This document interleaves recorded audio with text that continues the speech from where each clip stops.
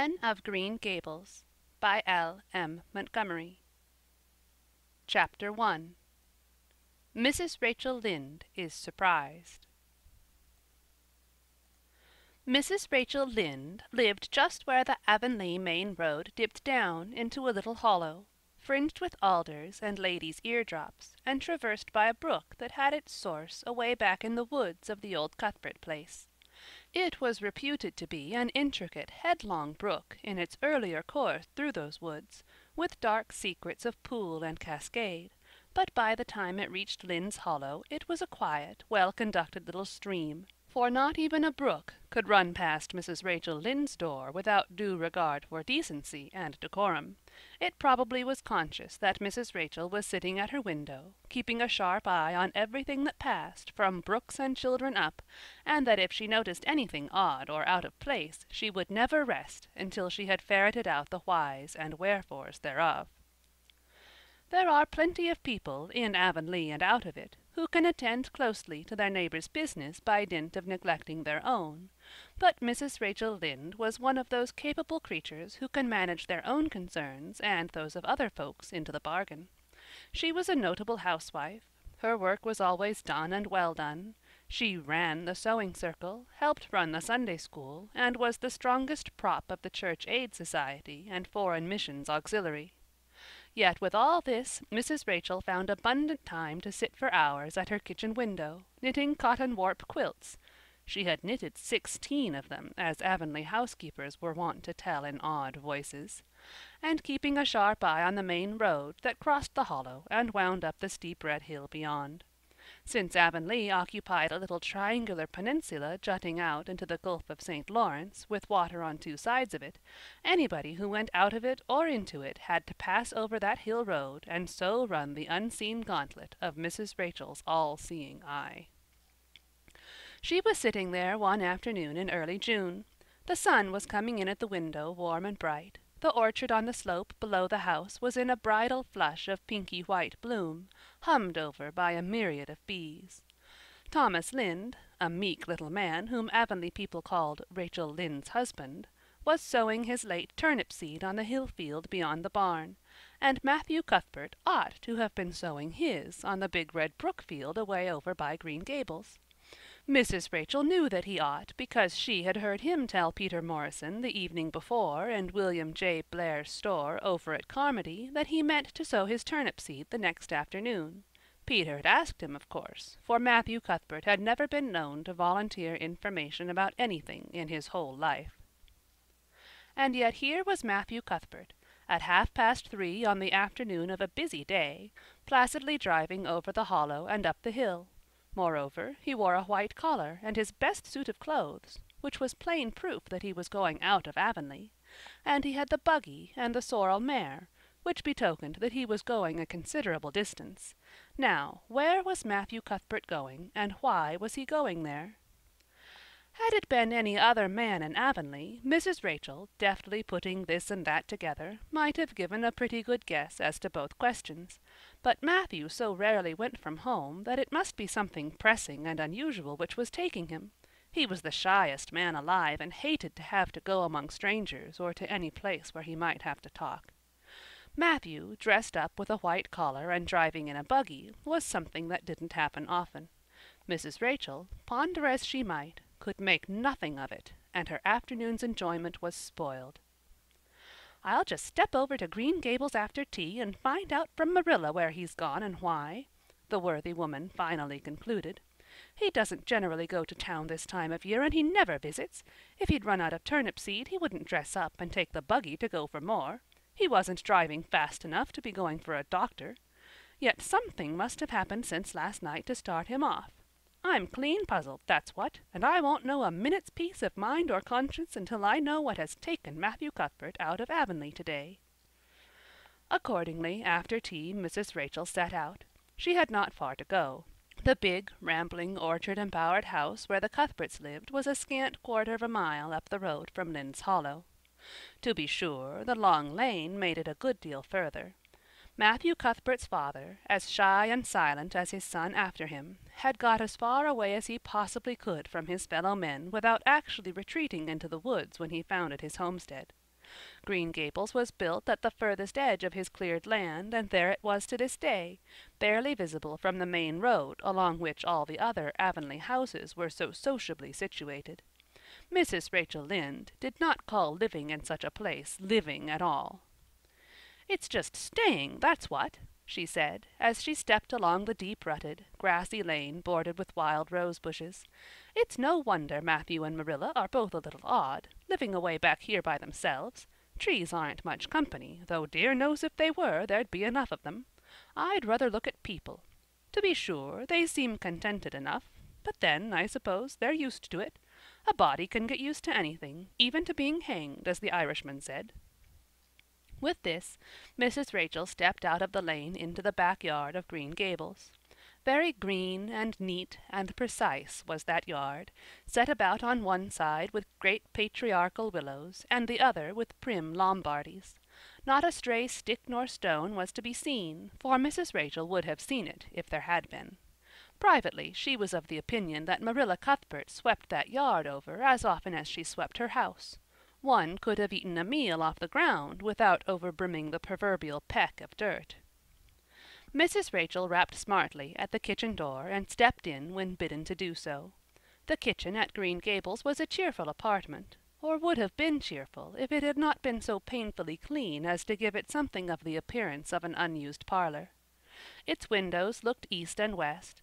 Through the west one, looking out on the backyard, came a flood of mellow June sunlight, but the east one, whence you got a glimpse of the bloom-white cherry trees in the left orchard and nodding slender birches down in the hollow by the brook, was greened over by a tangle of vines. Here sat Marilla Cuthbert, when she sat at all, always slightly distrustful of sunshine, which seemed to her too dancing and irresponsible a thing for a world which was meant to be taken seriously. And here she sat now, knitting, and the table behind her was laid for supper. Mrs. Rachel, before she had fairly closed the door, had taken a mental note of everything that was on that table. There were 3 plates laid, so that Marilla must be expecting someone home with Matthew to tea, but the dishes were everyday dishes, and there was only crab-apple preserves and one kind of cake, so that the expected company could not be any particular company. Yet what of Matthew's white collar and the sorrel mare? Mrs. Rachel was getting fairly dizzy with this unusual mystery about quiet, unmysterious Green Gables. "Good evening, Rachel," Marilla said briskly. "This is a real fine evening, isn't it? Won't you sit down? How are all your folks?" Something that for lack of any other name might be called friendship existed and always had existed between Marilla Cuthbert and Mrs. Rachel, in spite of, or perhaps because of, their dissimilarity. Marilla was a tall, thin woman, with angles and without curves. Her dark hair showed some gray streaks and was always twisted up in a hard little knot behind with 2 wire hairpins stuck aggressively through it. She looked like a woman of narrow experience and rigid conscience, which she was, but there was a saving something about her mouth which, if it had been ever so slightly developed, might have been considered indicative of a sense of humor. "We're all pretty well," said Mrs. Rachel. "I was kind of afraid you weren't, though, when I saw Matthew starting off today. I thought maybe he was going to the doctor's." Marilla's lips twitched understandingly. She had expected Mrs. Rachel up. She had known that the sight of Matthew jaunting off so unaccountably would be too much for her neighbor's curiosity. "Oh, no, I'm quite well, although I had a bad headache yesterday," she said. "Matthew went to Bright River. We're getting a little boy from an orphan asylum in Nova Scotia, and he's coming on the train tonight." If Marilla had said that Matthew had gone to Bright River to meet a kangaroo from Australia, Mrs. Rachel could not have been more astonished. She was actually stricken dumb for 5 seconds. It was unsupposable that Marilla was making fun of her, but Mrs. Rachel was almost forced to suppose it. "Are you in earnest, Marilla?" she demanded when voice returned to her. "Yes, of course," said Marilla, as if getting boys from orphan asylums in Nova Scotia were part of the usual spring work on any well-regulated Avonlea farm, instead of being an unheard-of innovation. Mrs. Rachel felt that she had received a severe mental jolt. She thought in exclamation points. A boy! Marilla and Matthew Cuthbert of all people adopting a boy! From an orphan asylum! Well, the world was certainly turning upside down. She would be surprised at nothing after this. Nothing. "What on earth put such a notion into your head?" she demanded disapprovingly. This had been done without her advice being asked, and must perforce be disapproved. "Well, we've been thinking about it for some time, all winter in fact," returned Marilla. "Mrs. Alexander Spencer was up here one day before Christmas, and she said she was going to get a little girl from the asylum over in Hopeton in the spring. Her cousin lives there, and Mrs. Spencer has visited her and knows all about it. So Matthew and I have talked it over off and on ever since. We thought we'd get a boy. Matthew is getting up in years, you know. He's 60, and he isn't so spry as he once was. His heart troubles him a good deal. And you know how desperate hard it's got to be to get hired help. There's never anybody to be had but those stupid, half-grown little French boys, and as soon as you do get one broke into your ways and taught something, he's up and off to the lobster canneries or the States. At first Matthew suggested getting a home boy, but I said no flat to that.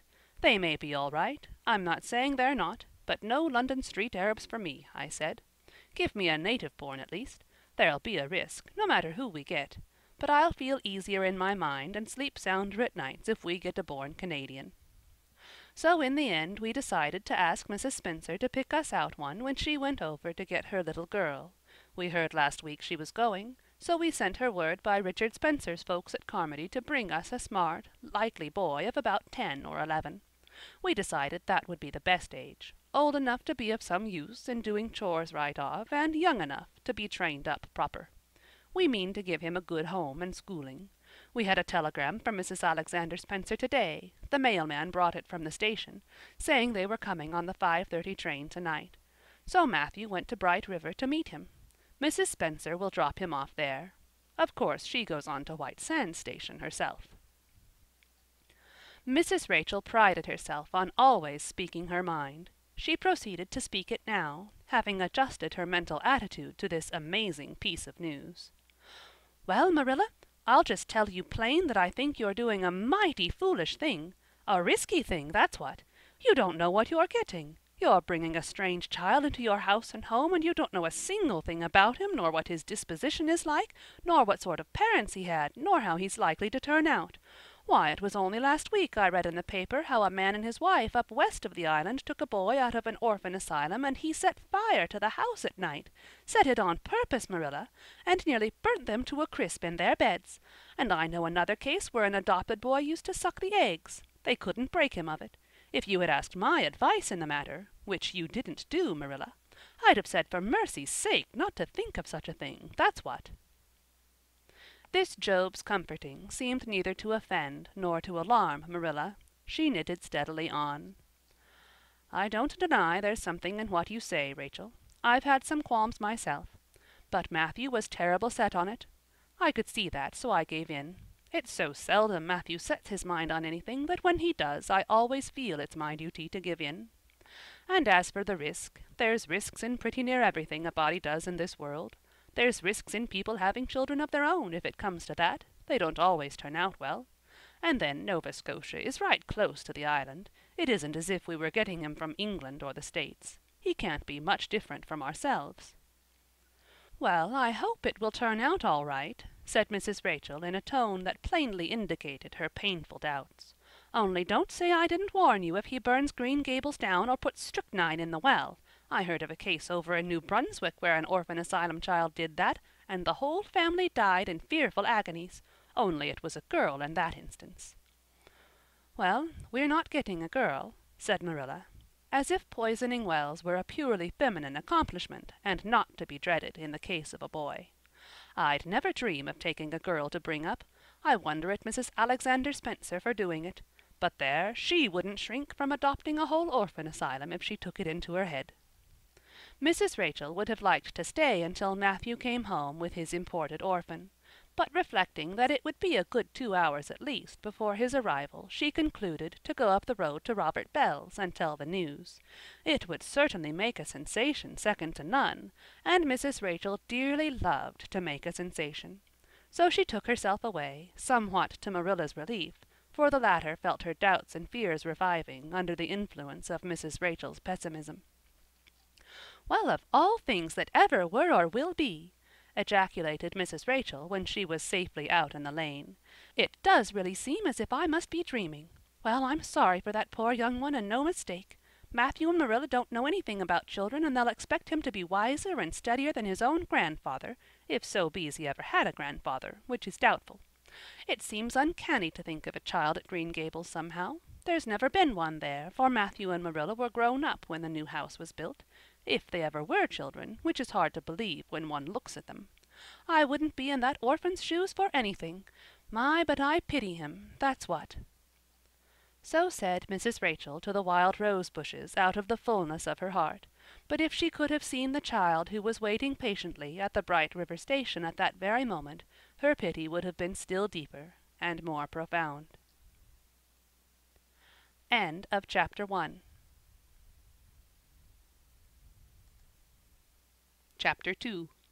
Matthew Cuthbert is surprised. Matthew Cuthbert and the sorrel mare jogged comfortably over the 8 miles to Bright River. It was a pretty road, running along between snug farmsteads, with now and again a bit of balsamy firwood to drive through, or a hollow where wild plums hung out their filmy bloom. The air was sweet with the breath of many apple orchards, and the meadows sloped away in the distance to horizon mists of pearl and purple, while the little birds sang as if it were the one day of summer in all the year. Matthew enjoyed the drive after his own fashion, except during the moments when he met women and had to nod to them, for in Prince Edward Island you are supposed to nod to all and sundry you meet on the road, whether you know them or not. Matthew dreaded all women except Marilla and Mrs. Rachel. He had an uncomfortable feeling that the mysterious creatures were secretly laughing at him. He may have been quite right in thinking so, for he was an odd-looking personage, with an ungainly figure and long iron-gray hair that touched his stooping shoulders, and a full, soft brown beard which he had worn ever since he was 20. In fact, he had looked at 20 very much as he looked at 60, lacking a little of the grayness. When he reached Bright River there was no sign of any train. He thought he was too early, so he tied his horse in the yard of the small Bright River Hotel and went over to the station house. The long platform was almost deserted, the only living creature in sight being a girl who was sitting on a pile of shingles at the extreme end. Matthew, barely noting that it was a girl, sidled past her as quickly as possible without looking at her. Had he looked, he could hardly have failed to notice the tense rigidity and expectation of her attitude and expression. She was sitting there waiting for something or somebody, and, since sitting and waiting was the only thing to do just then, she sat and waited with all her might and main.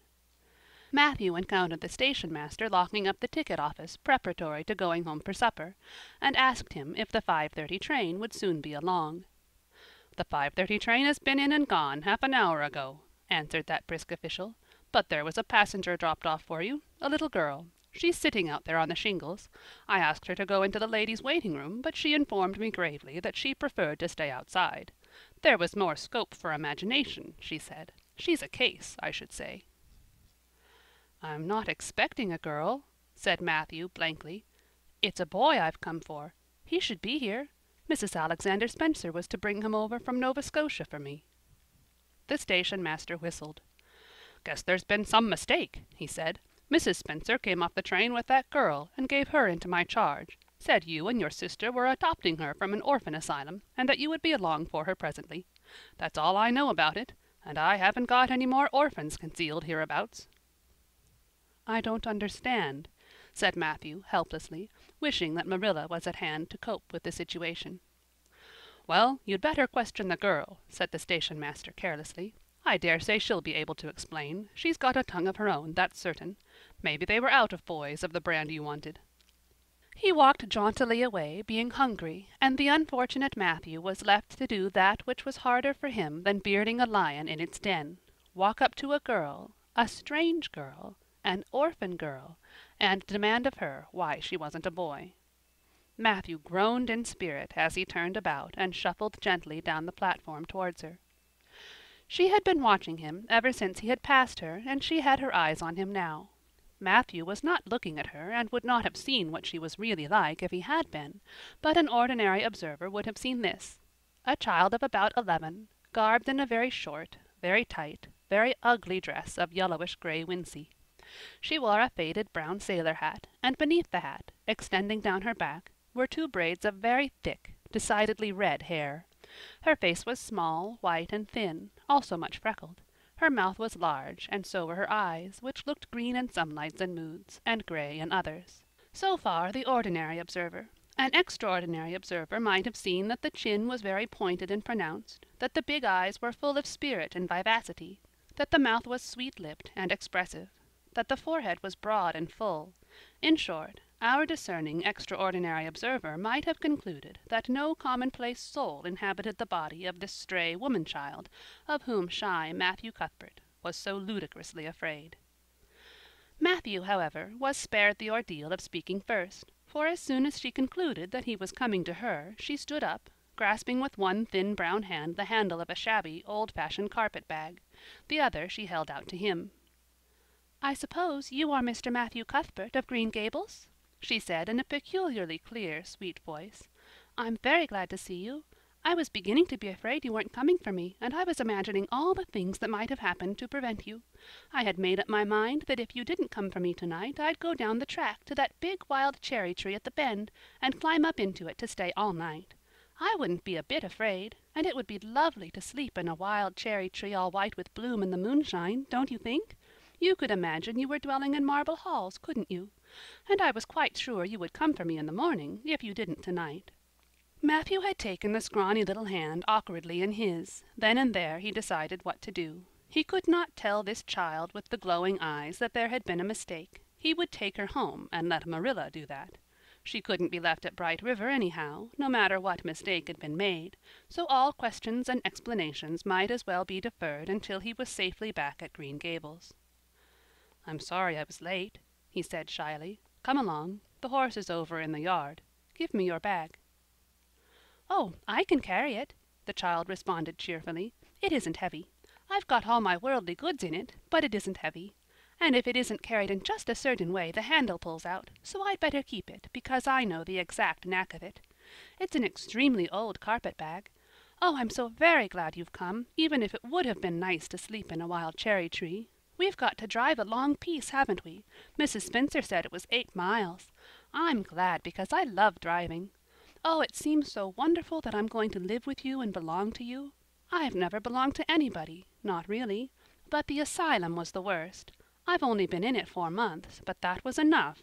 I don't suppose you ever were an orphan in an asylum, so you can't possibly understand what it is like. It's worse than anything you could imagine. Mrs. Spencer said it was wicked of me to talk like that, but I didn't mean to be wicked. It's so easy to be wicked without knowing it, isn't it? They were good, you know, the asylum people. But there is so little scope for the imagination in an asylum, only just in the other orphans. It was pretty interesting to imagine things about them, to imagine that perhaps the girl who sat next to you was really the daughter of a belted earl, who had been stolen away from her parents in her infancy by a cruel nurse who died before she could confess. I used to lie awake at nights and imagine things like that, because I didn't have time in the day. I guess that's why I'm so thin. I am dreadful thin, ain't I? There isn't a pick on my bones. I do love to imagine I'm nice and plump, with dimples in my elbows." With this, Matthew's companion stopped talking, partly because she was out of breath, and partly because they had reached the buggy. Not another word did she say until they had left the village and were driving down a steep little hill, the road part of which had been cut so deeply into the soft soil that the banks, fringed with blooming wild cherry trees and slim white birches, were several feet above their heads. The child put out her hand and broke off a branch of wild plum that brushed against the side of the buggy. "Isn't that beautiful? What did that tree, leaning out from the bank, all white and lacy, make you think of?" she asked.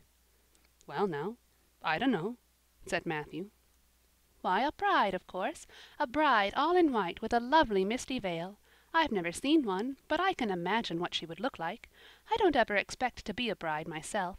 I'm so homely nobody will ever want to marry me, unless it might be a foreign missionary. I suppose a foreign missionary mightn't be very particular. But I do hope that some day I shall have a white dress. That is my highest ideal of earthly bliss. I just love pretty clothes, and I've never had a pretty dress in my life that I can remember. But of course it's all the more to look forward to, isn't it? And then I can imagine that I'm dressed gorgeously. This morning when I left the asylum I felt so ashamed because I had to wear this horrid old wincey dress. All the orphans had to wear them, you know. A merchant in Hopeton last winter donated 300 yards of wincey to the asylum. Some people said it was because he couldn't sell it, but I'd rather believe that it was out of the kindness of his heart, wouldn't you? When we got on the train I felt as if everybody must be looking at me and pitying me.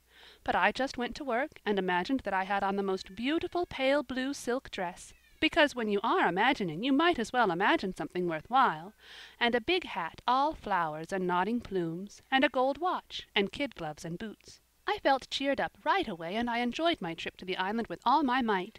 I wasn't a bit sick coming over in the boat. Neither was Mrs. Spencer, although she generally is. She said she hadn't time to get sick, watching to see that I didn't fall overboard. She said she never saw the beat of me for prowling about. But if it kept her from being seasick, it's a mercy I did prowl, isn't it?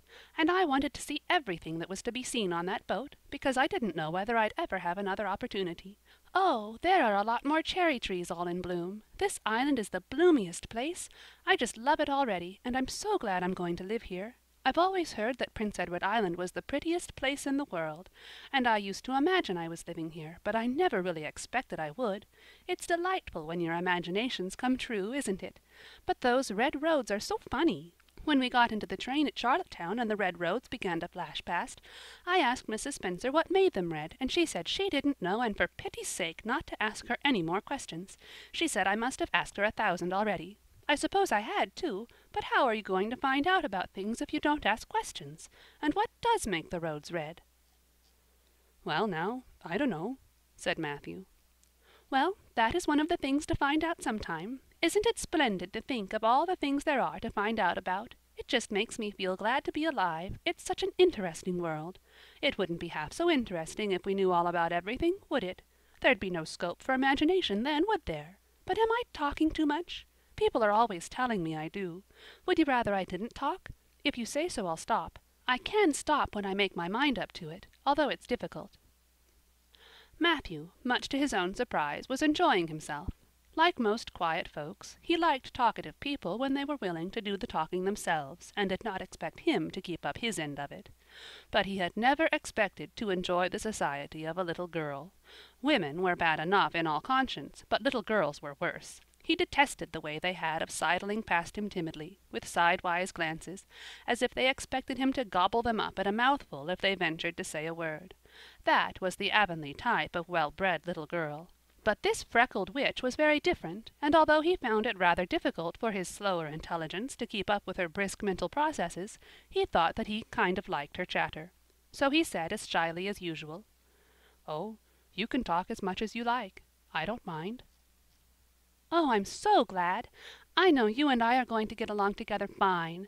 It's such a relief to talk when one wants to, and not be told that children should be seen and not heard. I've had that said to me 1,000,000 times if I have once. And people laugh at me because I use big words. But if you have big ideas, you have to use big words to express them, haven't you?" "Well now, that seems reasonable," said Matthew. "Mrs. Spencer said that my tongue must be hung in the middle, but it isn't. It's firmly fastened at one end. Mrs. Spencer said your place was named Green Gables. I asked her all about it, and she said there were trees all around it. I was gladder than ever. I just love trees. And there weren't any at all about the asylum, only a few poor weeny-teeny things out in front with little whitewashed cagey things about them. They just looked like orphans themselves, those trees did. It used to make me want to cry to look at them. I used to say to them, 'Oh, you poor little things, if you were out in a great big woods with other trees all around you and little mosses and June bells growing over your roots and a brook not far away and birds singing in your branches, you could grow, couldn't you? But you can't where you are. I know just exactly how you feel, little trees.' I felt sorry to leave them behind this morning. You do get so attached to things like that, don't you? Is there a brook anywhere near Green Gables? I forgot to ask Mrs. Spencer that." "Well now, yes, there's one right below the house." "Fancy! It's always been one of my dreams to live near a brook. I never expected I would, though. Dreams don't often come true, do they? Wouldn't it be nice if they did? But just now I feel pretty nearly perfectly happy. I can't feel exactly perfectly happy because, well, what color would you call this?" She twitched one of her long glossy braids over her thin shoulder and held it up before Matthew's eyes. Matthew was not used to deciding on the tints of ladies' tresses, but in this case there couldn't be much doubt. "It's red, ain't it?" he said. The girl let the braid drop back with a sigh that seemed to come from her very toes and to exhale forth all the sorrows of the ages. "Yes, it's red," she said resignedly. "Now you see why I can't be perfectly happy.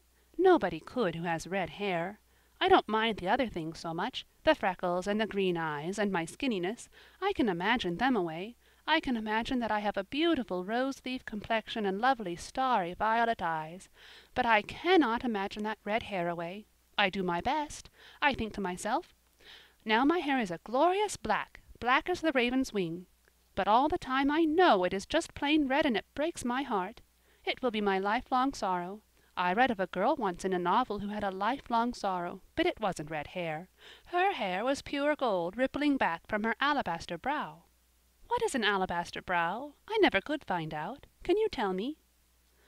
"Well, now, I'm afraid I can't," said Matthew, who was getting a little dizzy. He felt as he had once felt in his rash youth, when another boy had enticed him on the merry-go-round at a picnic.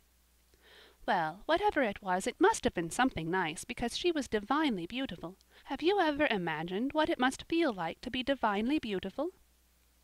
"Well, no, I haven't," confessed Matthew ingenuously. "I have, often. Which would you rather be if you had the choice? Divinely beautiful, or dazzlingly clever, or angelically good?" "Well, now, I don't know exactly."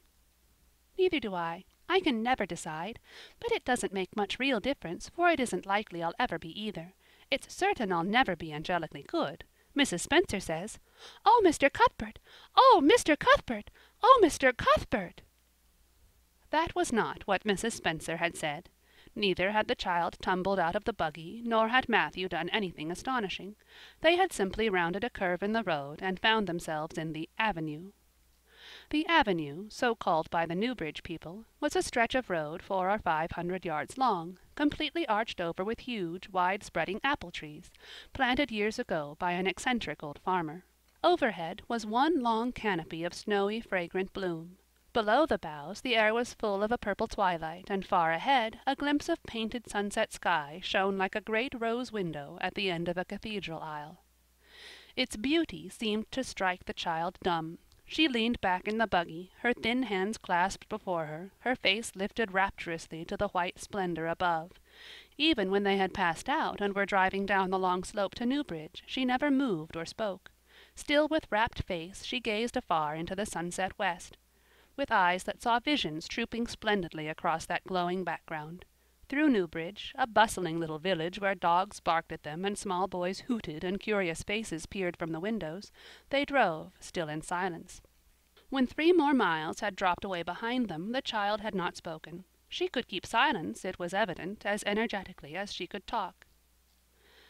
"I guess you're feeling pretty tired and hungry," Matthew ventured to say at last, accounting for her long visitation of dumbness with the only reason he could think of. "But we haven't far to go now, only another mile." She came out of her reverie with a deep sigh and looked at him with the dreamy gaze of a soul that had been wandering afar, star-led. "Oh, Mr. Cuthbert," she whispered, "that place we came through, that white place, what was it?" "Well, now, you must mean the Avenue," said Matthew, after a few moments' profound reflection. "It is a kind of pretty place." "Pretty? Oh, pretty doesn't seem the right word to use. Nor beautiful either. They don't go far enough. Oh, it was wonderful, wonderful. It's the first thing I ever saw that couldn't be improved upon by imagination. It just satisfies me here." She put one hand on her breast. "It made a queer, funny ache, and yet it was a pleasant ache. Did you ever have an ache like that, Mr. Cuthbert?" "Well, now, I can't recollect that I ever had." "I have it lots of times, whenever I see anything royally beautiful. But they shouldn't call that lovely place the Avenue. There is no meaning in a name like that. They should call it, let me see, the White Way of Delight. Isn't that a nice imaginative name? When I don't like the name of a place or a person, I always imagine a new one and always think of them so. There was a girl at the asylum whose name was Hepzibah Jenkins, but I always imagined her as Rosalia DeVere. Other people may call that place the Avenue, but I shall always call it the White Way of Delight. Have we really only another mile to go before we get home? I'm glad and I'm sorry. I'm sorry because this drive has been so pleasant, and I'm always sorry when pleasant things end. Something still pleasanter may come after, but you can never be sure. And it's so often the case that it isn't pleasanter. That has been my experience anyhow. But I'm glad to think of getting home. You see, I've never had a real home since I can remember. It gives me that pleasant ache again just to think of coming to a really truly home. Oh, isn't that pretty? They had driven over the crest of a hill. Below them was a pond, looking almost like a river, so long and winding was it. A bridge spanned it midway, and from there to its lower end, where an amber-hued belt of sandhills shut it in from the dark blue gulf beyond, the water was a glory of many shifting hues, the most spiritual shadings of crocus and rose and ethereal green, with other elusive tintings for which no name has ever been found. Above the bridge the pond ran up into fringing groves of fir and maple, and lay all darkly translucent in their wavering shadows. Here and there a wild plum leaned out from the bank like a white-clad girl tiptoeing to her own reflection. From the marsh at the head of the pond came the clear, mournfully sweet chorus of the frogs. There was a little gray house peering around a white apple orchard on a slope beyond, and, although it was not yet quite dark, a light was shining from one of its windows. "That's Barry's Pond," said Matthew. "Oh, I don't like that name either. I shall call it—let me see—the Lake of Shining Waters. Yes, that is the right name for it. I know because of the thrill. When I hit on a name that suits exactly, it gives me a thrill. Do things ever give you a thrill?" Matthew ruminated. "Well now, yes. It always kind of gives me a thrill to see them ugly white grubs that spade up in the cucumber beds. I hate the look of them." "Oh, I don't think that can be exactly the same kind of a thrill. Do you think it can? There doesn't seem to be much connection between grubs and lakes of shining waters, does there? But why do other people call it Barry's Pond?" "I reckon because Mr. Barry lives up there in that house. Orchard Slope's the name of his place. If it wasn't for that big bush behind it, you could see Green Gables from here. But we have to go over the bridge and round by the road, so it's near half a mile further." "Has Mr. Barry any little girls? Well, not so very little either, about my size." "He's got one about 11. Her name is Diana." "Oh," with a long indrawing of breath, "what a perfectly lovely name." "Well now, I dunno. There's something dreadful heathenish about it, seems to me. I'd rather Jane or Mary or some sensible name like that. But when Diana was born, there was a schoolmaster boarding there, and they gave him the naming of her, and he called her Diana." "I wish there had been a schoolmaster like that around when I was born then. Oh, here we are at the bridge. I'm going to shut my eyes tight. I'm always afraid going over bridges. I can't help imagining that perhaps just as we get to the middle they'll crumple up like a jackknife and nip us. So I shut my eyes. But I always have to open them for all when I think we're getting near the middle, because, you see, if the bridge did crumple up, I'd want to see it crumple. What a jolly rumble it makes. I always like the rumble part of it. Isn't it splendid there are so many things to like in this world? There, we're over. Now I'll look back. Good night, dear Lake of Shining Waters. I always say good night to the things I love, just as I would to people. I think they like it. That water looks as if it was smiling at me." When they had driven up the further hill and around a corner, Matthew said, "We're pretty near home now. That's Green Gables over—" "Oh, don't tell me!" she interrupted breathlessly, catching at his partially raised arm and shutting her eyes that she might not see his gesture. "Let me guess. I'm sure I'll guess right." She opened her eyes and looked about her. They were on the crest of a hill. The sun had set some time since, but the landscape was still clear in the mellow afterlight. To the west a dark church spire rose up against a marigold sky. Below was a little valley, and beyond a long, gently rising slope with snug farmsteads scattered along it. From one to another the child's eyes darted, eager and wistful. At last they lingered on one away to the left, far back from the road, dimly white with blossoming trees in the twilight of the surrounding woods. Over it, in the stainless southwest sky, a great crystal-white star was shining like a lamp of guidance and promise. "That's it, isn't it?" she said, pointing. Matthew slapped the reins on the sorrel's back delightedly. "Well, now, you've guessed it. But I reckon Mrs. Spencer described it so's you could tell." No, she didn't. Really she didn't. All she said might just as well have been about most of those other places. I hadn't any real idea what it looked like. But just as soon as I saw it, I felt it was home. Oh, it seems as if I must be in a dream. Do you know, my arm must be black and blue from the elbow up, for I've pinched myself so many times today. Every little while a horrible, sickening feeling would come over me, and I'd be so afraid it was all a dream. Then I'd pinch myself to see if it was real, until suddenly I remembered that even supposing it was only a dream, I'd better go on dreaming as long as I could. So I stopped pinching. But it is real, and we're nearly home. With a sigh of rapture she relapsed into silence. Matthew stirred uneasily. He felt glad that it would be Marilla and not he who would have to tell this waif of the world that the home she longed for was not to be hers after all. They drove over Lynn's Hollow, where it was already quite dark, but not so dark that Mrs. Rachel could not see them from her window vantage, and up the hill and into the long lane of Green Gables.